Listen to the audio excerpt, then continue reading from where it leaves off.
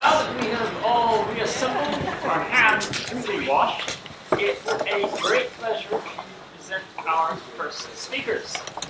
So we have Margaret Connolly, who is an honorary lecturer at this fine institution, and Rachel Hart, who is also from St. Andrews, our very own keeper of manuscripts and uniments.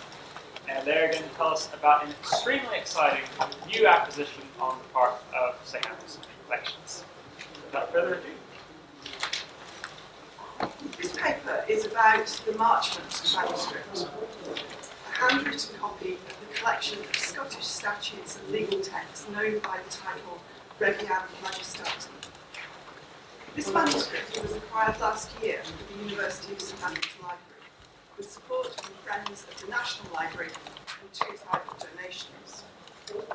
It was produced in 1548, and unlike the majority of surviving copies of the Regiam, which are written in Latin, this copy was composed entirely in Scots. We don't know precisely where the manuscript was written, but we do know the name of its scribe. We can also identify some of its earliest readers, and through those readers we can associate it with St Andrews in the second half of the 16th century. That association, and the occasion of this conference, has prompted some thoughts about what type of books might have been available to and desired by early modern readers in this part of Scotland, and also about the material forms that those early modern books took. It's too easy to regard the 16th century as the age of print, and to associate both the production and consumption of books in that period with only print technology. Studies of intellectual history and of the development and spread of ideas tend to focus on what was newly available in print. This is partly, perhaps largely, due to reasons of convenience. Colophons provide precise information about where and when a book was produced, giving clear information about when readers might have first encountered a work, and when an author's ideas might have begun to influence contemporary thinking. This kind of chronological exactitude is rarely available for manuscript books. It's not often possible to locate the production of a manuscript so precisely, nor can the dissemination of texts and ideas be easily charted in a manuscript culture when the replication of books took more time and effort. But a focus on the appearance of new books tells only part of the story. Books might be newly printed, but their actual contents were not necessarily new. In fact, they were more likely to be old, in that the early printers preferred to invest in texts for which there was a proven market. Evidence of this may be seen in the output of Scotland's first printers, Walter Chapman and Andrew Miller. Much of what they printed in the first decade of the 16th century was not brand new, but included Scottish poems and romances from the second half of the 15th century, and English texts such as Sir Eglamour and poems by John Lydgate that were older still. Newness may not in fact have been as valued in the early modern period as we might now imagine, and the Marchmont Manuscript gives a clear indication of this. The text that it contains, Regiam Majestatem, was by no means new when it was copied in 1548. In fact, it was pretty old. The text itself was compiled in the early 14th century and was a version of something that was even older, the late 12th century English legal work known as Glanville. And not only was the text itself not new, the physical format in which it appears here was not new either. This may simply have been a matter of necessity. There was no printed edition of the Regiam until John Skeen's edition of 1609. So if you wanted to read this text in the 16th century, a manuscript was the only option, either an old 14th or 15th century manuscript that had been handed down or purchased second-hand, or a newly made manuscript copied from an older one. Lawyers were required to know certain court texts, and often this meant furnishing one's own copy by writing it out oneself. But this copy of the Regiam was written by a professional scribe and was presumably prepared for a client. The scribe names himself twice as Robert Ewan. He was a notary public, acting in this capacity in documents that relate to the supported chaplains of the Collegiate Church of Seaton near Tranent in 1558. This gives a location for Robert Ewan in East Lothian some 10 years later, but we don't know where he was when he copied the Marchmont Manuscript, nor for whom he wrote it. We also don't know where the Marchmont Manuscript was for the first 2 decades of its existence, but various inscriptions link it with some identifiable early readers. Its most straightforward connection is with the Hume family. At the beginning is a clear statement of ownership. This book pertains to Alexander Hume, by the gift of Alexander Hume of Manderston, his uncle maternal, anno 1582.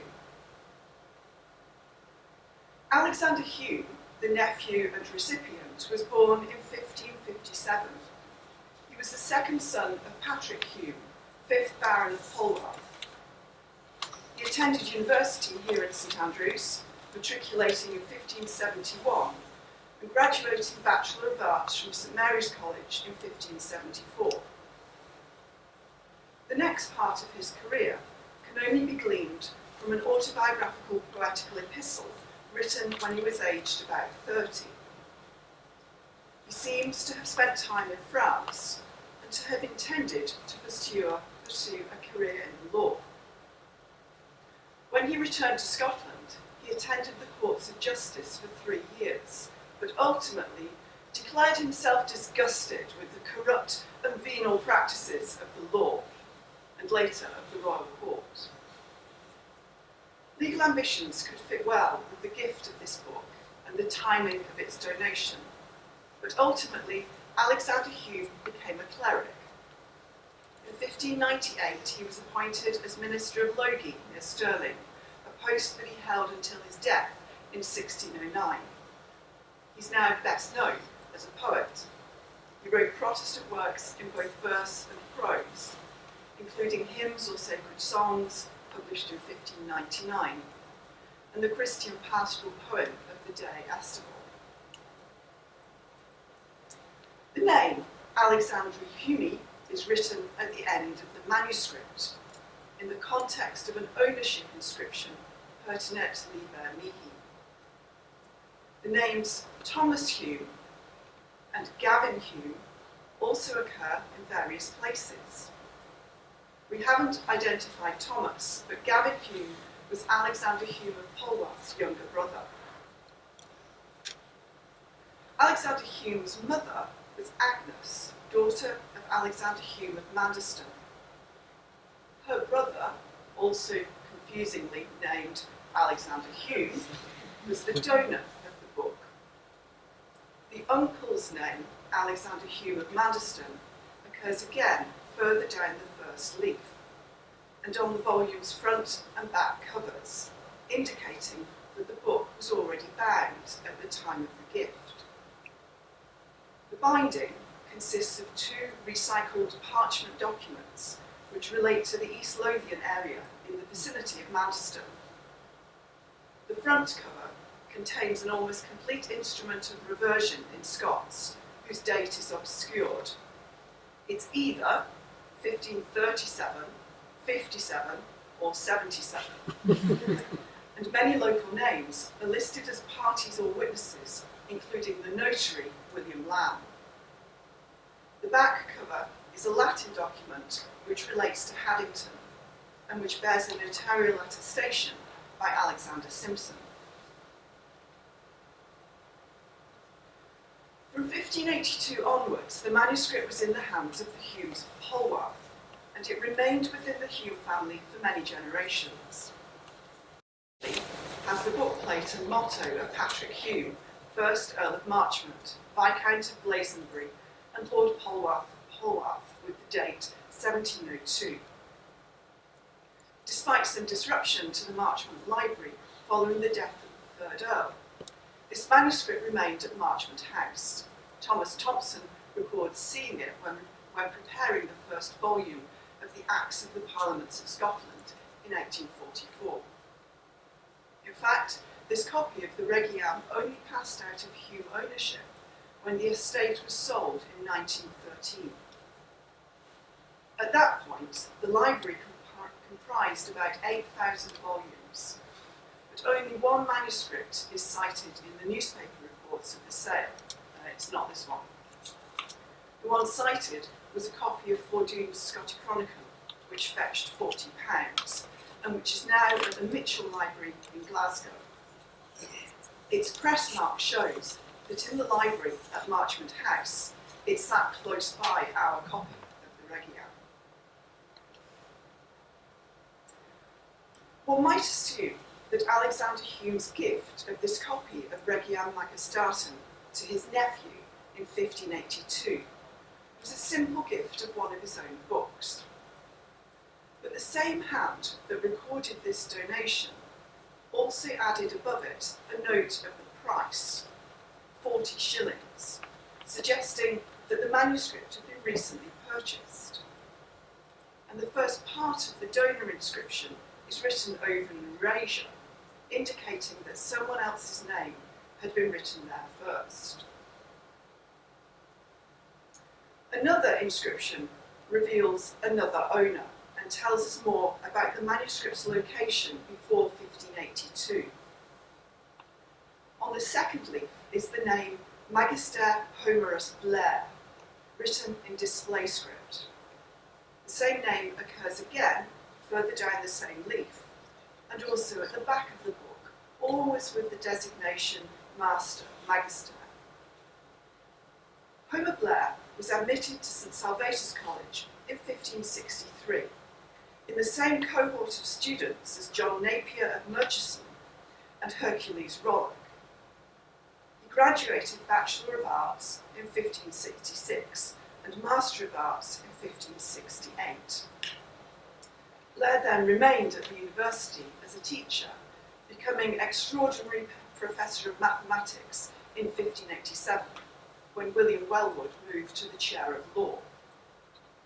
These chairs were contentious positions, having been transferred to St Salvator's from St Mary's at the new foundation of 1579, without additional endowment. Blair had a less turbulent career than Wellwood, but he was involved in the long-running dispute between the masters of the college and its provost, James Martin. The chair lapsed with his death in 1603. The styling of Blair's name as Magister shows that it was after 1568 when he handled the manuscript. The circumstances by which it passed to the Humes are not quite clear, but Blair seems to have been short of money, which might have led him to sell some of his books, and Alexander Hume of Maddiston could have bought it from him directly. And although there must have been many copies of the Regiam in circulation, at least one more may be identified as present in St Andrews in the 1560s and 70s. When Blair and Hume were students, the professor of law was William Skene, brother of John Skene, who first printed the text, and he, William, owned the Bute manuscript, which is now at the National Library of Scotland. The identification of these 16th century owners of the Marchmont Manuscript tells us something about the audience that Regiam Majestatem reached in the early modern period. Scholarship has tended to focus on certain aspects of the text reception, especially in relation to John Skene's printing of the text in 1609, at a time when a union of the laws of England and Scotland was projected. Another focus has been the debate about the origins of the text and its role in discussions of national identity in the wake of the Treaty of Union of 1707. As Colin Kidd has commented, there was a tremendous amount of patriotic capital mistakenly invested in the old law texts. But these were not the concerns of 16th century readers such as Blair and Hume. Nor do these known readers fit easily into any of the three different types of reader of the text posited by its 20th century editor, Thomas Lord Cooper. Cooper identified these three types as legal practitioners, academic jurists, and antiquarian researchers. The model of the 16th century reader, he imagines, is a working practitioner, that is, a lawyer engaged in either the civil or the criminal courts. But neither Blair nor Hume fits easily into this template. Hume seems to have intended to enter the legal profession and did spend time in the Edinburgh courts. But although the gift of a copy of the Regiam from his uncle coincided with this venture, the law was not for him. His copy of the text shows no evidence of being used as a lawyer's vade mecum.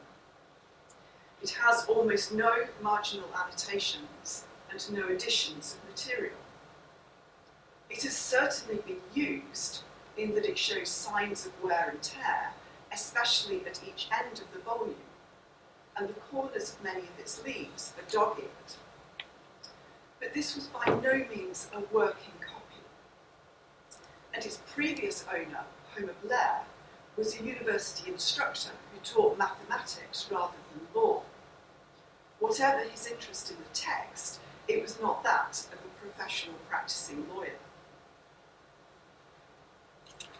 Much of the scholarly attention that has been directed towards the Regiam has understandably focused on its legal content and on its importance in terms of legal history and the practice of Scots law. But it deserves also to be viewed in the broader context of early modern reading.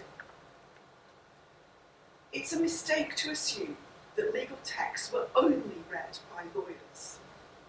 Evidence of book ownership from all periods demonstrates that many types of individuals had an interest in the law, as they might in politics, history, literature, and indeed any other subject. Noble readers, the best documented, read widely as part of their general education. More practically, landowners required a knowledge of the law, not because they were lawyers per se, but because as men of property they had interest to protect and pursue, and were necessarily involved in legal transactions and disputes, as the grantors of charters, instruments of seisin, and so on, or as witnesses to the same.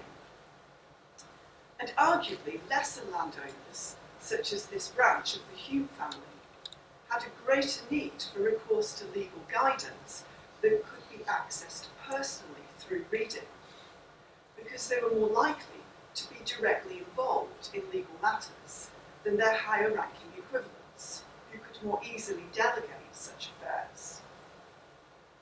In a litigious age, where the blood feud, such as that which consumed Homer Blair's professorial colleague, William Wellwood, was not uncommon, personal access to the legal guidance embodied in Regiam Majestatum must have been valued. A similarly easy misconception is that lawyers themselves confined their reading to the law. Actually, evidence of book ownership shows that lawyers' reading tastes were both Catholic and eclectic. The 1583 inventory of the books of William Skene lists 200 items, with significant numbers of classical and religious texts, as well as legal ones. Recent studies of 16th century English lawyers and their books show two things very clearly. Firstly, that lawyers read widely amongst works whose nature was not just legal, but religious, medical, instructional, devotional, and imaginative, in both poetry and prose, and English and Latin. Secondly, that lawyers valued books. They preserved, exchanged, and handed down books to family and colleagues, apparently valuing old texts just as much as new ones. The focus of much of this paper has been to insist on the value of old rather than new. But there is one aspect of the Marchmont copy of the Regiam which was comparatively new in 1548. Most copies of the Regiam were written in Latin, but this version is entirely in Scots. Its translation made the text more readily accessible, both to those readers who could not understand Latin, and also to literate readers who just, for convenience, speed, or whatever reason, preferred to read in their own vernacular. That this was a growing category of readers across Europe may be seen from the increased incidence of vernacular translation. The history of much later medieval literature is a history of translation, from Latin to various vernacular languages, or between vernaculars, for example, from French to English or Scots, as evidenced in Gilbert Hayes' various translations of the mid-15th century. Again, this is an aspect of Regiam Majestatum that seems to have been neglected by scholarship. Writing about the text manuscripts in 1937, John Buchanan stated that it was unnecessary to consider the 4 manuscripts that were written in Scots, or the one that was partly Scots and partly Latin. Actually, these are precisely the ones that now deserve rather more attention, especially since one of them, this one, is now available for research. To conclude, current research is demonstrating both the material survival of 15th century manuscript books in the 16th century and the ongoing appeal of their medieval contents to early modern readers. We need to remember that books remained in circulation rather like coins and could cast a long influence on thinking and opinion. And as well as reading old books, an even greater measure of the value of old reading material in this period is that old text was still being produced anew. A notable example of this from our own library collection is the manuscript of Andrew Winton's original Chronicle of Scotland, copied in the first half of the 16th century, even though its text had been composed 100 years earlier. This continued production or reproduction of old books might be connected with what's called exemplar poverty, that is, a dearth of ready material, essentially an inability to lay hands on copies of the text one wanted, meaning that scribes made the best of Hobson's choice and copied what was to hand. Less negatively, we might attribute the decision to copy old texts anew to a genuine interest in their contents. Historical chronicles such as Winton and collections of laws and statutes such as Regiam Majestatum held a long-lasting appeal for readers, and the relevance of their contents was not diminished by the passage of time. In the 16th century, despite the exciting new development of print technology, manuscripts, old books, were still very much available, appreciated, required, and in demand. In fact, although the manuscript format is typically associated with the Middle Ages, in Scotland, even more so than in England, manuscripts were material artefacts that were just as typical of the early modern period. So if there's one thought that we would like you to take away from this paper, it's this: that future research in early modern Scottish studies should be alert to the ongoing influence of the old and the medieval in both textual and material terms.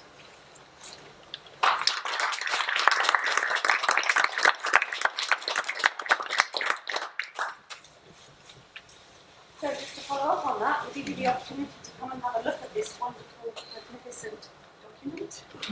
As you can see, so it's free. Its condition isn't particularly wonderful, but its contents are really interesting, and we've done lots of interesting discoveries from it. So by all means, just have a look.